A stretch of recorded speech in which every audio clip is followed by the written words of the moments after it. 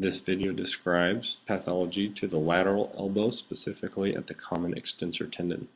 The bony anatomy review will be as follows. Highlighted here is the anterior surface of the humerus, the anterior lateral surface of the radial head, and the anterior surface of the ulna, which will not be described in this video.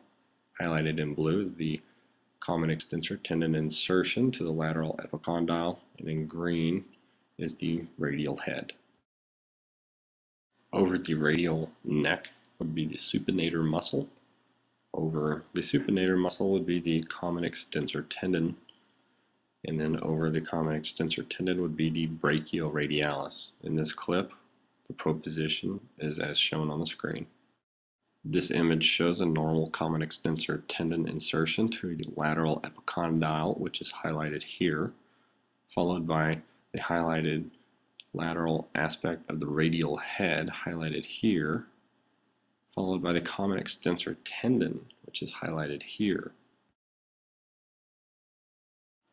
Observe the only insertion is taking place in the highlighted segment in blue. A transverse image of the common extensor tendon over the level of the radial head shows a thin, dark, hypoechoic line representing articular cartilage.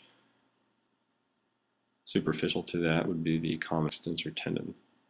Highlighted here is the articular cartilage, giving us an idea what part of the common extensor tendon we're viewing. In this image, we can clearly see a large joint effusion. Here is the lateral epicondyle, followed by the lateral aspect of the radial head, and then something we did not see in our normal images, highlighted here in blue, would be the effusion. Less noticeable is the full thickness tear to the common extensor tendon.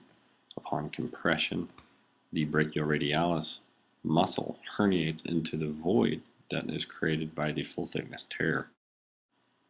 In this image, the fibrillar pattern of the common extensor tendon is now dark and hypoechoic and loses organization. Also inside are large calcifications peppering the insertion of the common extensor tendon to the lateral epicondyle in this picture. This clearly represents diffuse calcific tendinosis.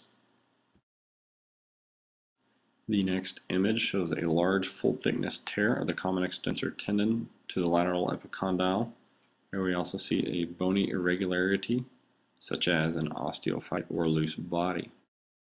Obtaining a transverse image of this tear is also important to confirm volume loss.